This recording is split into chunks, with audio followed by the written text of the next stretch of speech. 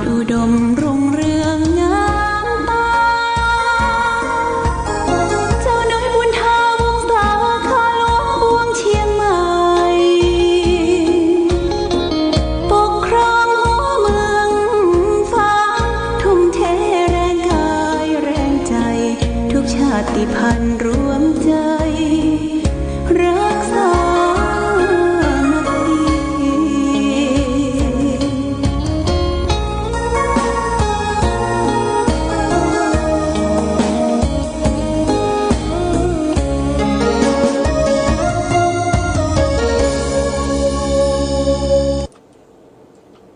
เจริญสุขศรัทธาสาธุชนญาติโยมท่านพุทธบริษัททั้งหลายวันนี้รายการธรรมประทีปส่องต่างก็ได้มาพบปะกับพ่อแม่พี่น้องศรัทธาสาธุชนญาติโยมแห่งครั้งหนึ่งวันนี้เป็นวันพุธที่21เดือนกรกฎาคมพุทธศักราช2564ซึ่งตรงกับเดือน10เหนือเดือน8ใต้ขึ้น12ค่ำเป็น10หลังญาติโยมปีนี้มันมี12เตื้ออันนี้เป็น10หลัง10หลังเนี่ยเป็นเดือน10ที่เราจะเข้าพรรษาวันนี้ขึ้น12ค่ำละวันพุธ13ค่ำเป็นวันดีเป็นวันจ้างแก้วขึ้นสู่โรงธรรมวันที่23ก็เป็นวันแต่งวันดาวันโกนวันที่24วันเสาร์นี้ก็จะเป็นวันพระใหญ่เรียกว่าเป็นวันอาสาฬหบูชาเป็นวันที่พระสัมมาสัมพุทธเจ้าได้แสดงธรรมมาจักกับปวัตนสูตรแก่ปัญจวัคคีย์5ตนที่ป่าอิสิปตนมนึกทายวันเมืองพาราณสีพอแสดงธรรมแก่ปัญจวัคคีย์5รูปพระอัญญาโกณฑยะได้เกิดดวงตาเห็นธรรมรู้แจ้งในอัตถธรรมคำสอนธรรมจักรกับปวัตนสูตรก็ธรรมจักรก็หมายความว่าจะต้องหมุนวงจักรนั่นมีซี่อยู่8ซี่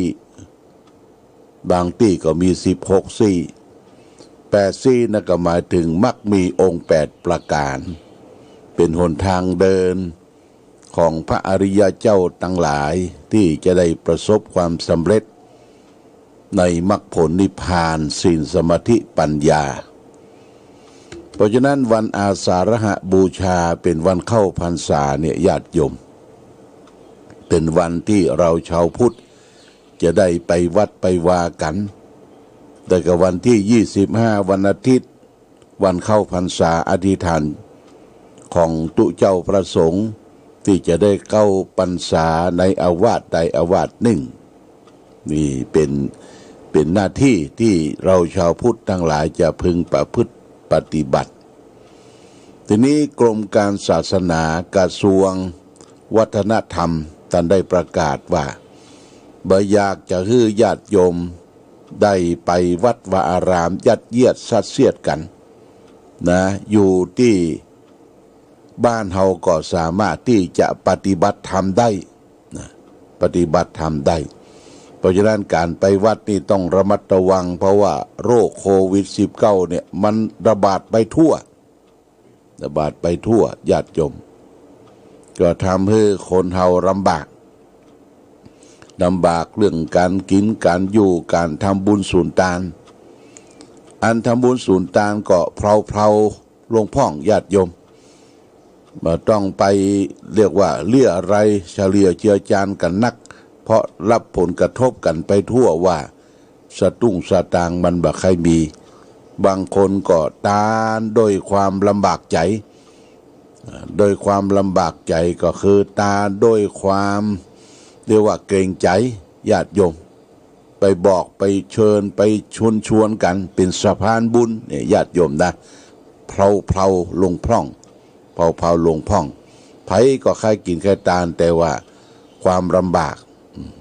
กเรื่องเงินเรื่องคำ100 บาทอาจจะมีค่าสำหรับการดำรงชีวิตของแต่ละท่านแต่ละคนการจะทำบุญนั่นการจะทำพิธีหรือการเข้าพรรษา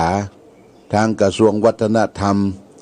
กรมการศาสนาก็บอกว่าอยู่ที่บ้านที่จองเกาะปฏิบัติได้ญาติโยมนะปฏิบัติได้วันไหนวันพระวันศีลเขารู้สึกแล้วว่าวันนี้ตื่นเจ้ามาก็ไหว้พระสวดมนต์นุ่งชุดขาวปฏิบัติศีลปฏิบัติธรรมการเฮือตาลแล้วจะไปใส่บาตรที่วัดใส่บาตรแล้วก็กลับก็ได้ไผบ่ว่าหยังหรือจะใส่บาตรตู้เจ้าออกรับบิณฑบาตก็ได้ไผบ่ว่าหยังเพราะว่ากลัวโรคภัยไข้เจ็บถ้าเราไปติดไปแปดไปเปื้อนมาเปิ้นอย่าถามว่าไปที่ไหนพ่องอันเนี้ยไทม์ไลน์มันจะเกิดละญาติโยมไปติดที่วัดกาที่โรงเรียนกาที่กาที่ลีที่ไหนพ่องเนี่ยเบิ้งก็จะถามต้นต่อมาจากที่ไหนนี่ลำบากเนอะญาติโยมเพราะฉะนั้นทางที่ดีก็อยู่บ้านปฏิบัติธรรมอยู่สถานที่ทำงานปฏิบัติธรรมบ่ต้องไปห่วงว่ากลัวตู้เจ้าจะว่าบ่ได้ตานบ่ได้ไปปฏิบัติธรรมเปิ้นก็หูอยู่ตู้เจ้าประสงค์ก็หูอยู่ว่าโรคภัยไข้เจ็บปฏิบัติแนวใหม่นี่ก็คือไปวัดบ่คือมีเวลานักจนเกินไปทางวัดพระบาทอุดมนันญาติโยมก็มีนโยบายว่าปฏิบัติไปวัดว่าอารามตันขันโตกขันเข้าแล้วก็ฟังธรรมให้สักผูก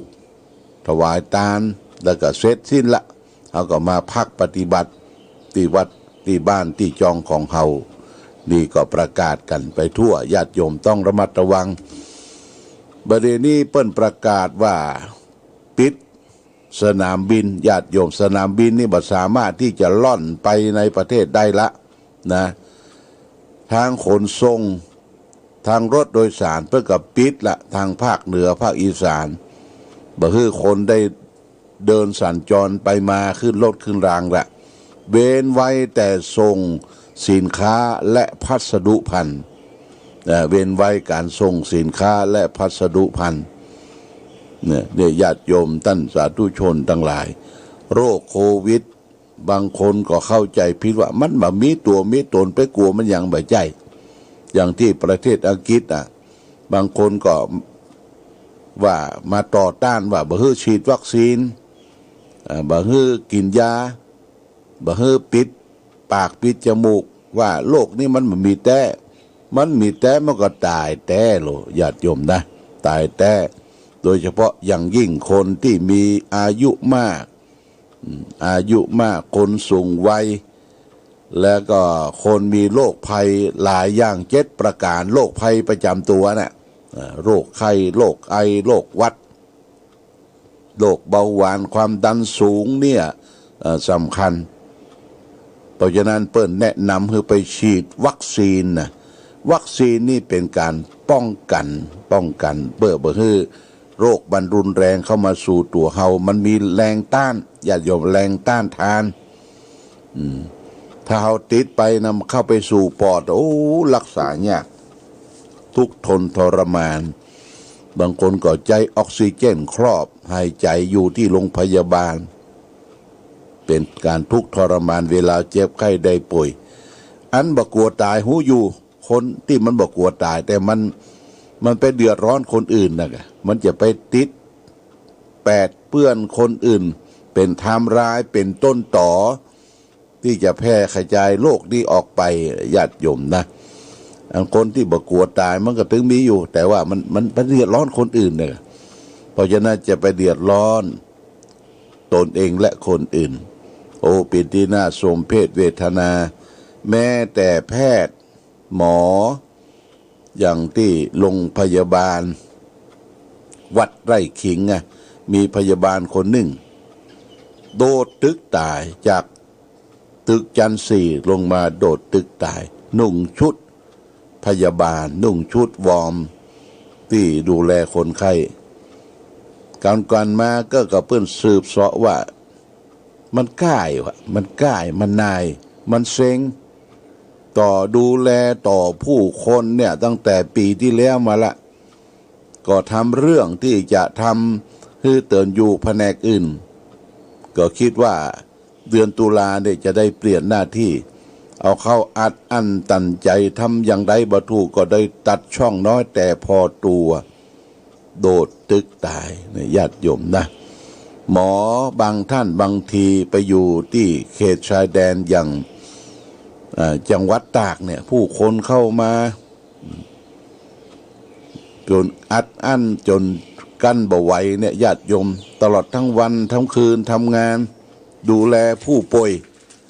ก็ขอลาจากแผนกที่ตนเป็นเจ้าหน้าที่เนี่ยญาติโยมนะเพราะฉะนั้นผู้ที่ทำงานในโรงพยาบาลผู้ที่ทำงานเป็นอสม.สาธารณสุขประจำหมู่บ้านคือได้หันอกหันใจเนอะเป็นคนที่อยู่หน้าด่านญาติโยมอยู่หน้าด่านรับเรื่องก่อนภัยที่สุดโดยเฉพาะอย่างยิ่งป้อหลวงบ้านผู้ช่วยผู้ใหญ่บ้านอสเนี่ยทำหน้าที่สอดส่องดูแล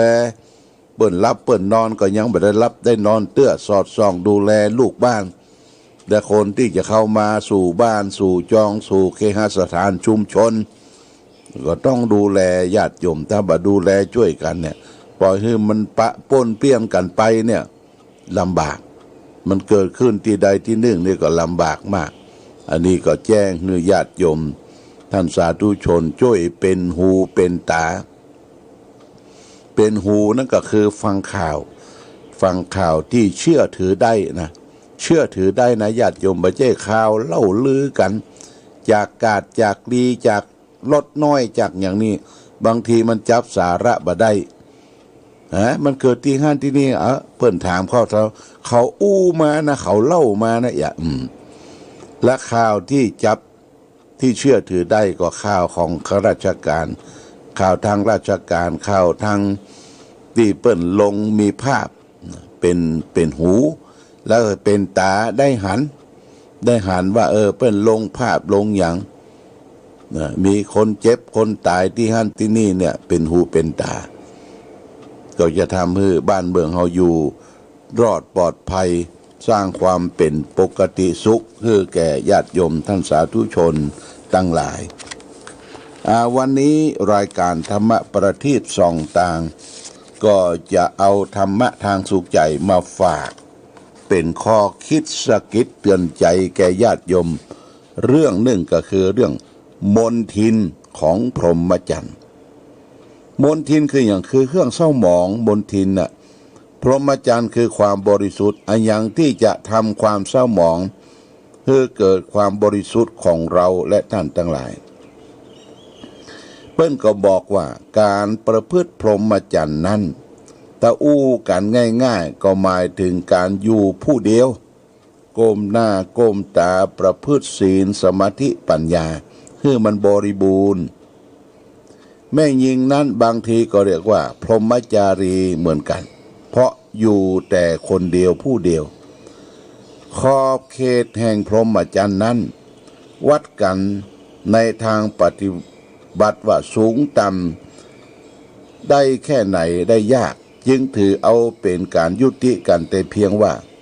อยู่อย่างพรหมต้องอยู่คนเดียวอยู่อย่างเทวดาก็ต้องอยู่สองคนเกินกว่านั้นเป็นการอยู่อย่างคนสามัญทั่วไปอันตรายของผู้หญิงของผู้ชายก็คืออันตรายของผู้ชายคือผู้หญิงที่มาทำลายพรหมจรรย์อันตรายของผู้อยู่เดียวของผู้หญิงก็คือผู้ชายทั้งนี้เพราะผู้ชายกับผู้หญิงนั้นมีท่าที่เป็นคู่ปรับกันดึงดูดกันลองท่าวิถีชีวิตของผู้ชายกับผู้หญิงมาบรรจบกันเมื่อใดแล้วก็วิมานพรหมจรรย์นะก็จะล้มคลืนลง อยู่อย่างพรหมต่อไปบ่ได้อย่างดีก็อยู่อย่างเทวดาลองลงมาก็อยู่อย่างคนสามัญทั่วไปถ้าเขาครองเรือนถ้าครองเรือนถ้าเป็นเย้าเป็นเรือนเป็นครอบครัวครองรักบาราบรื่นวิมานสีชมพูกลายเป็นสีเลือดแล้วเทวดากับเทวดาต่างก็จะปั้นหน้ายักหน้าเบนใส่กันยี่เขี้ยวใส่กันค้างใส่กันเมื่อนั้นเขาก็จะลดฐานะลงไปอยู่อย่างเปรตอยู่อย่างนรกหรืออย่างอื่นกันต่อไปเป็นบ้านแตกสลายขาดลงไม้ลงมือยิ่งปอจายไปลงไม้ลงมือบุบหูตีตาตีนเตะไม่ยิงแพ่งที่สุดนะแพ่งที่สุดเนี่ยญาติโยมได้สุภาพสตรีนั้นเป็นเพศแม่เป็นเพศแม่มีความอ่อนแอนะญาติโยมอาวุธที่สำคัญของสุภาพสตรีคือปากนะปากเนี่ยปากบางทีก็ปากนักปากแผลงอ่ะปอจายอาวุธก็คือตีนมือไปบุบหูตีตาเปิ้นฝรั่งนี่เปิ้นถือเนอะญาติโยมเนี่ยอาตมาไปอยู่อเมริกานี่2 เตื้อถ้าผิดกฎหมายถ้าไปทำร้ายแม่ยิงนะไปบุบไปตีไปสัญญาณผมมันติดข้อแม่ยิงฟ้องร้องได้เป็นภาพเป็นสภาพที่อ่อนแอนะผู้หญิงนี่อ่อนแอนะเป็นภาพที่จะต้องปกป้องดูแลอยู่ในการปกครองของพ่อของแม่และของสามีปกติผู้ที่ประพฤติพรหมจรรย์ที่เป็นผู้ชายก็จึงถือว่าสตรีเป็นศัตรูของพรหมจรรย์แต่ทั้งนี้บ่ได้หมายความว่าสตรีหรือแม่หญิงมีความเสียหายมีอันตรายอยู่ต่อผู้ชายก็หาไม่แต่ว่าเมื่อผู้หญิงเข้ามามีบทบาทเกี่ยวข้องกับผู้ชายแล้วผู้ชายก็จะบ่สามารถที่จะรักษาแห่งความเป็นพรหมจรรย์บริสุทธิ์ของตนไว้ต่างหากดังนั้นผู้ชายก็บ่ร้ายผู้หญิงก็บ่ร้ายแต่ความร้ายอยู่ที่มนทินที่ต่างฝ่ายต่างคนฮื้อแก่กันและกันอิทธิมรังพรหมจริยัสสะผู้หญิงเป็นมนทินของการพฤติพรหมจรรย์นี่เป็นพุทธภาษิตจากสักขาตวรรคสังยุตตนิกายพระพุทธเจ้าเพิ่นได้ตัดคือแก่พระอานนท์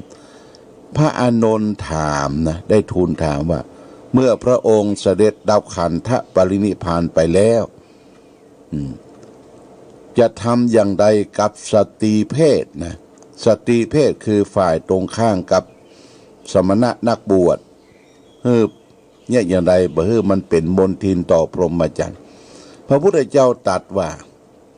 ไม่คุยไม่ดูเสียเลยจะเป็นการดีกว่าไม่คุยไม่เคยไม่พูดไม่คุยเสียเลยจะเป็นการดีกว่าทีนี้พระอานนท์ถามว่าถ้าจำเป็นนะถ้าจำเป็นก็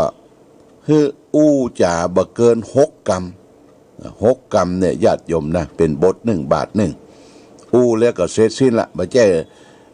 ล่ออู้ต่อไปแอะและแต่งตัวดีแท้วันนี้โอ้แต่งตัวแอะและเนี่ยเรียกว่าจะไม่หาเปิ้นน่ะจะไม่หาเปิ้นคือเปิ้นต่อกรรมนะบัดเดี๋ยวนี้ซ้ำมีอันเนี้ยโทรศัพท์เปิ้นได้เบอร์โทรศัพท์ได้ไปถามเปิ้นกินข้าวกับอย่างวันนี้ไปที่ไหนทำอย่างใดพ้องอันเนี้ยมันเกินหลักธรรมคำสอนของพระพุทธเจ้าเกินกว่า6 คำถ้ามันถูกแผดเผาครอบงำเอาละอยู่บ่เป็นสุขวันไหนบ่ได้อู้ได้จาวันนั้นบ่ได้หันเปิ้นแอะและเนี่ยบ่ม่วนละญาติโยมเนี่ยมันทำลายความเป็นประพฤติพรหมจรรย์พระพุทธเจ้าสอนว่าไม่ดูไม่พูดไม่อู้เสียเลยจะเป็นการดีกว่าถ้ามีความจำเป็นจะต้องอู้กับผู้หญิงอู้กับสตรีอู้กับบ่เกิน6 กรัมเปิ้นมาติดต่อธุระอย่างกับเปิ้นปล่อยเปิ้นไปอย่าไปคล้องแวะห้องครัวที่อย่างที่อย่าไปเข้าไปจัดการจะตำน้ำพริกจะทำนี่ทำเป็นอวดเนี่ยมันใกล้ชิดเปิ้นเลาะแหละเนี่ย มันเลาะและเนี่ยญาติโยมในวัดก็ดีที่ไหนก็ดีสำคัญผู้ที่จะพฤติพรหมจรรย์อิทธิมรังพรหมจริยสะผู้หญิงเป็นบนทินแก่การประพฤติพรหมจรรย์นี่ญาติโยมนะถ้าที่ไหนมีผู้หญิงยังไปเกี่ยวข้องไปโทรศัพท์หาเปิ้นตู้เจ้าเปิ้นจัดรายการพ่องบางทีตู้เจ้าเปิ้นจัดรายการนะเปิ้นหูนะอู้ก็ไม่ยิงผู้หญิงก็ดีจะอู้ต่อกรรมต่อเนี่ยเอาแค่นี้นะโยมน้อเจริญพรเนี่ยเปิ้นก็ตัดกรรมไปละเขาก็ยังจะต่อไปอยู่นะต่อไปอยู่ไม่มีเสียงอันใดจะเสียงได้ม่วนอกม่วนใจกับเสียงของพ่อจ่ายและบ่มีเสียงอันใดที่จะพออกพอใจกับเสียงของแม่หญิงอันเนี้ยเป็นค่าศึกแก่การประพฤติพรหมจรรย์คือความบริสุทธิ์ทางกายทางใจของเฮาเนี่ยพันธะสูงสุดนั่นก็คือมนทินของการประพฤติพรหมจรรย์เปิ้นจึงบอกว่าถ้าอยู่อย่างพรหมเนี่ยต้องอยู่คนเดียวญาติโยมบ่เกี่ยวข้องกับไผเข้าแพะเข้าป่าเข้าถ้ำอยู่คนเดียวอยู่ในวัดในวาก็อยู่คนเดียวบิณฑบาตมาฉันประพฤติปฏิบัติอยู่คนเดียวนี่อยู่อย่างพรหมถ้าอยู่อย่างเทวดาเป็นคู่สมรสอยู่ร่วมกันเนี่ยบ่ผิดข้องมองใจอยู่สองคนเนี่ยเป็นว่าอยู่แบบเทวดาเกินกว่านั้นเป็นการอยู่อย่างคนสามัญทั่วไปเหมือนกับสัตว์เหมือนกับนกกับหนูเจียวเจ้าอยู่ด้วยกันซับตอดกันดีดกันทำร้ายกันเล่าหน้าจาควรกันเนี่ยคืออยู่คนสามัญทั่วไปเปิ้นจึงบอกว่าคืออยู่อย่างพรหมอยู่อย่างเทวดาหรือเขาจะอยู่อย่างคนสามัญทั่วไปนี่เป็นหลักคิดฝากไว้เป็นข้อคิดพิจารณาแก่หมู่เฮาและท่านทั้งหลายเอาละวันนี้ก่อนจากกันต้องขอเจริญพรและภาวนาอำนวยอวยพรให้ทุกท่านนะพยายามจะไปมีโรคภัยไข้เจ็บไข้ได้ป่วยถ้ารู้สึกว่าเป็นเป็นวัดเป็นอานฟืดฟาดเนี่ยขจายกินไอ้ฟ้าทลายโจรนะฟ้าทลายโจรก็ดีหรือกระชายโม่เอามาชงกินก็ดีกระชายก็คือหอละแอนญาติโยมแก้โควิดหรือปรึกษาแพทย์ไปตรวจดูเปิ้นก็คือกักตัวอยู่ที่บ้านที่จองที่ทำงานอย่าไปแอนสดไปหั่นสดไปนี่ถามว่าไปอย่างง่อมว่าโหง่อมระวังอันตรายที่ง่อมเนี่ยกะมันจะไปเผยแพร่หรือไปติดจากคนอื่นมาก็มาแพร่ในครอบครัวแพร่ให้ลูกให้หลานแพร่ให้เพื่อนประพฤติพรหมจรรย์อยู่ด้วยกันนี่สำคัญประเด็นนี้เปิ้นห้ามบินไปในประเทศแล้วก็ห้ามรถห้ามรางสัญจรไปต่างอำเภอธงชาติและเพลงชาติไทยเป็นสัญลักษณ์ของ